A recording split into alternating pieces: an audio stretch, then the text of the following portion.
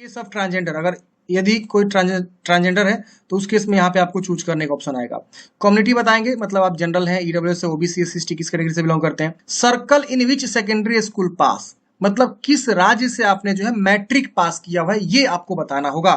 अगर आप बिहार राज्य से पास किए तो बिहार चूज कर लीजिएगा। अगर आप महाराष्ट्र से पास किए हैं मैट्रिक तो महाराष्ट्र, जो भी राज्य से आप पास किए हैं मैट्रिक उसका आपको यहाँ पे राज्य चूज कर लेना है। पासिंग ईयर बताना है कि कौन से ईयर में आपने मैट्रिक पास आउट किया था। फिर इस कैप्चा कोड को यहाँ भरेंगे, सबमिट पे क्लिक करेंगे और यहाँ पे जब आप मोबाइल ईमेल लिखेंगे ना तो यहाँ पे वैलिडेट मोबाइल नंबर पे क्लिक करेंगे तो आपका ईमेल मोबाइल वैलिडेट करेगा। जैसे फ्रेंड्स रजिस्ट्रेशन पे क्लिक करेंगे, आपका पहला स्टेज रजिस्ट्रेशन कंप्लीट हो जाता है। Please continue filling the form, आपको ओके करना है। अब आपका इस प्रकार से जो है आ जाता है। यहाँ पे आपको अब अपना आगे का फॉर्म को फिल करना है। पहला स्टेप आपका कंप्लीट होता है। यहाँ आपको आधार नंबर लिखना होता है। यहाँ पे आप विकलांग है तो यस करेंगे वरना नो करेंगे। यहाँ पे अगर विकलांगता रहते तो आप विकलांगता के बारे में बताते हैं किस प्रकार के विकलांग है। लैंग्वेज आपको बताना है कि आपने जो है 10वीं लेवल में कौन सा लैंग्वेज पढ़ा हुआ है। तो लैंग्वेज में जो भी आपने भाषा पढ़ा हुआ है उस भाषा को आप टिक कर सकते हैं। मल्टीपल का भी ऑप्शन यहाँ पे देखने को मिल सकता है। तो मान लीजिए आप हिंदी पढ़े तो हिंदी चूज कर सकते हैं, गुजराती पढ़े तो गुजराती भी चूज कर सकते हैं। जो भी लैंग्वेज आप मैट्रिक स्तर पर पढ़े, संस्कृत पर संस्कृत भी टिक कर लीजिएगा। उर्दू पढ़ेंगे तो उर्दू, बहुत सारे लोग हिंदी, संस्कृत और मैथिली भी पढ़ता है। बिहार की मैं बात कर रहा हूँ, तो अपने अकॉर्डिंग देख लीजिए कौन सा भाषा पढ़े होंगे, उसको आप टिक करके ओके कर दीजिएगा। यहाँ पे आपको इंग्लिश भी पढ़े हो तो इंग्लिश भी आप यहाँ पे टिक कर सकते हैं कि मैट्रिक स्तर पे हाँ आपने इंग्लिश भी पढ़ा हुआ, तो इंग्लिश भी आप टिक कर सकते हैं। इस तरह से जो भी लैंग्वेज आपने पढ़ा हुआ है वो आप यहाँ टिक कर सकते हैं मैट्रिक स्तर पे। आप इंप्लॉय कहीं हैं तो यस करेंगे वरना नो करेंगे। यहाँ पे अगर इंप्लॉय होते तो एनओसी वगैरह के बारे में आपको बताना होता है। यहाँ फोटोग्राफ अपलोड करने 50 केबी से कम होना चाहिए, साइज अप टू 50 केबी।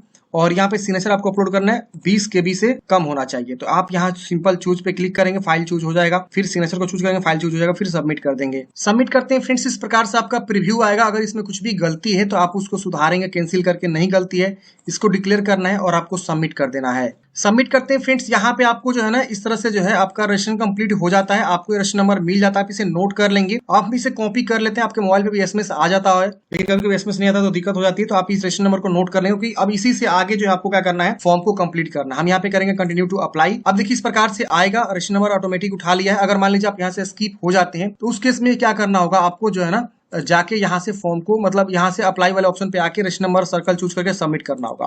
लेकिन जब आप वहां से कंटिन्यू करेंगे तो सीधे यहाँ पे रजिस्ट्रेशन नंबर आपका ले लेगा। रजिस्ट्रेशन नंबर यहाँ लिखेंगे, सर्कल चूज करें किस सर्कल से अप्लाई करना चाहते हैं। तो मैंने आपको स्टार्टिंग में ही बताया कि सर्कल कैसे चूज करना है। आपको देखना होगा कि उस सर्कल में कितनी वैकेंसी है और उस सर्कल का लोकल लैंग्वेज क्या है। उस लैंग्वेज को आप पढ़े होने चाहिए और आपको जानकारी होनी चाहिए उस लैंग्वेज का बोलने का। तो ये चीज आप जरूर चेक कर लीजिएगा। हम यहाँ करेंगे सबमिट। अब यहाँ पे आपके मोबाइल पे ओटीपी जाएगा, ओटीपी को यहाँ पे आपको लिखना होगा और उसके बाद से कैप्चा कोड भर के नेक्स्ट करना होगा। अब अगले स्टेप में यहाँ पे आपसे पूछेगा आपका एड्रेस। यहाँ पे कम्युनिकेशन एड्रेस आपको भरना है। जो भी आपका एड्रेस है, प्रॉपर एड्रेस आप यहाँ पे भरेंगे। जैसे कि यहाँ पे लिखा है डोर या हाउस या अपार्टमेंट नंबर। तो ये देखिए यहाँ पे बहुत सारे बच्चे बोलेंगे कि हमारा हाउस नंबर नहीं है, डोर नंबर नहीं है, अपार्टमेंट नंबर नहीं है। शहर वाले तो अपार्टमेंट नंबर पता होता है, या मकान है तो मकान संख्या भी लिख सकते हैं। नहीं पता है तो सिंपल समझिए भाषा, आप कैसे लिख सकते हैं गांव को। तो यहाँ विलेज डाल दीजिए, जो भी आपका मान लीजिए रामपुर विलेज है तो रामपुर आप यहाँ पे लिख दीजिए। यहाँ पे थाना लिख दीजिए यहाँ नीचे वाले ऑप्शन में, या स्ट्रीट गली का पता है, गली बहुत सारे गली नंबर नहीं होता है, गली नहीं होता है तो छोड़ दीजिए। यहाँ पे पोस्ट लिख दीजिए, समझ रहे ना। फिर यहाँ विलेज मांग रहा है तो विलेज भी लिख दीजिए, दोबारा विलेज लिख दीजिए, कोई दिक्कत नहीं है। फिर यहाँ पंचायत पूछ रहा है या मंडल या डिस्ट्रिक्ट पूछ रहा है, कोई एक लिख दीजिए। फिर पिन कोड यहाँ पे आपको लिख देना है। तो आपका एड्रेस हो जाता है कंप्लीट। जो आधार कार्ड पे एड्रेस होता है ना उस तरह भी आप एड्रेस को प्रॉपर लिख लीजिए। एड्रेस सही से लिखना होता है। फिर परमानेंट एड्रेस पूछ रहा है, अगर सेम सेम है तो इसको टिक करेंगे, सेम सेम। इधर वाला कॉपी जगह अलग है तो अलग अलग भी आप लिख सकते हैं। अब यहाँ पे आपको हाई स्कूल के बारे में पूछ रहा है कि आप जो है हाई स्कूल बोर्ड का नाम चूज करिए। तो देखिए जो आप यहाँ सर्कल स्टार्टिंग में चूज किए रहेंगे कि हमने इस सर्कल से मैट्रिक किया हुआ है, वही इसके अकॉर्डिंग आएगा। अब देखिए यहाँ पे सीबीएसई का भी ऑप्शन है। अगर मान लीजिए आप बिहार बोर्ड में सीबीएसई से पढ़ाई किए तो सीबीएसई चूज करिए।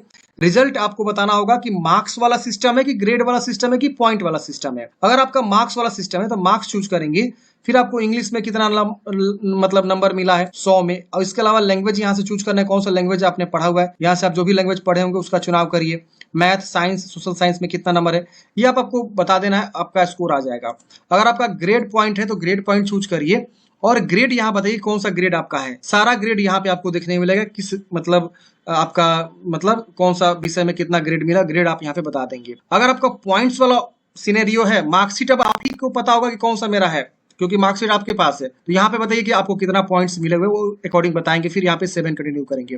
मार्क्स है तो मार्क्स चूज करिए। यहाँ बताइए कि आपको जो है इंग्लिश में कितना नंबर मिला हुआ है, फिर हिंदी यहाँ पे आएगा, हिंदी चूज करिए। हिंदी में कितना नंबर मिला है हिंदी बताइए, मैथ में कितना नंबर मिला है ये सब आपको बताना होगा, सोशल साइंस में कितना नंबर मिला है यहाँ बताएंगे, यहाँ पे स्कोर आपका आ जाएगा, उसके वजह से आपको सेव कर देना है। तो ऐसे आपको बताना होगा अपने अकॉर्डिंग जो भी है। अगर कोई बिहार बोर्ड से पढ़ा है तो बिहार बोर्ड चूज करेगा, और यहाँ पे अपना रिजल्ट मार्क्स होता है, उसको पता है, मतलब इस सॉफ्टवेयर को पता है कि बिहार बोर्ड में आपका मार्क्स सिस्टम होता है। तो मार्क्स में इंग्लिश आएगा तो इंग्लिश में आपने कितना मार्क्स स्कोर किया वो बता देंगे। ये बताएगा कि not included in merit, merit में इसको इंक्लूड नहीं किया क्योंकि बिहार में इंग्लिश का कोई वैल्यू नहीं होता है। यहाँ पे आपको बताना है कि आपने इसके बाद क्या पढ़ा हुआ है, जैसे कि बंगाली या हिंदी, मैथिली, उर्दू जो भी आप पढ़ते हैं उसको आप यहाँ पे बताएंगे। फिर मैथ और साइंस, सोशल साइंस, इसके अलावा कोई और भी आपने पढ़ रखा हुआ है, जैसे संस्कृत बहुत सारे बच्चे पढ़ते हैं या और कोई पढ़ते हैं, तो उसके अकॉर्डिंग आप यहाँ पे बता देंगे। जो भी आपको यहाँ पे मिला हुआ है वो आप यहाँ पे बताएंगे, तो यहाँ पे आपका जो है शो कर देगा परसेंटेज कि आपको कितना परसेंट हो रहा है। यहाँ पे ऑटोमेटिक सीजीपीए स्कोर आ जाएगा। अगर आपका सीजीपीए स्कोर सीजीपीए बताइए वरना से छोड़ दीजिएगा, ऐसे भर के आपको सेव एंड कंटिन्यू कर देना है। अब अगले स्टेप में फ्रेंड्स आएगा कि आप जिस सर्कल से अप्लाई कर रहे हैं उस सर्कल में किस डिवीजन से अप्लाई कर रहे हैं।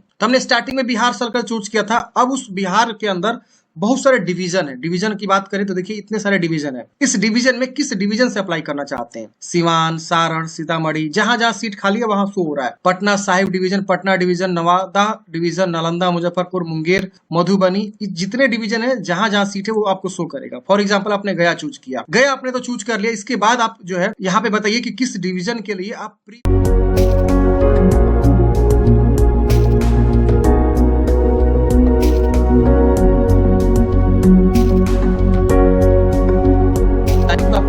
फी जमा करना होगा। आपको मेक पेमेंट पे क्लिक करना होगा, या आपको पेमेंट गेटवे पे लेकर जाएगा, वहां पे आपको पेमेंट जमा करना है। उसके बाद आपको फॉर्म जो है फाइनल सबमिट होगा और आप प्रिंट आउट निकाल पाएंगे। अगर आप SC/ST होंगे या कोई भी फीमेल कैंडिडेट्स होगा, भले वो किसी कैटेगरी से आता हो, ऑल फीमेल, सभी कैटेगरी के फीमेल को जो है फी नहीं लगेगा। आपका यहाँ पे प्रीफरेंस देने के बाद सबमिट एंड नेक्स्ट करेंगे ना, आपका फाइनल प्रिंट आउट निकल जाएगा। आप प्रिंट आउट निकाल के अपना हार्ड कॉपी सुरक्षित रख ले। तो मैं OBC से अप्लाई कर रहा हूँ तो मुझे फी लग रहा है, मैं यहाँ पे मेक पेमेंट पे क्लिक करूंगा। अब हमको बिल डेस्क पे लेकर आ जाएगा।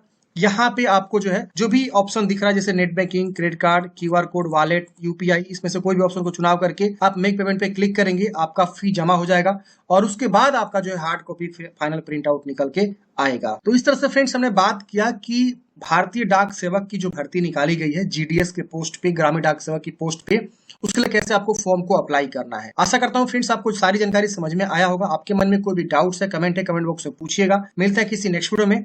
जय हिंद।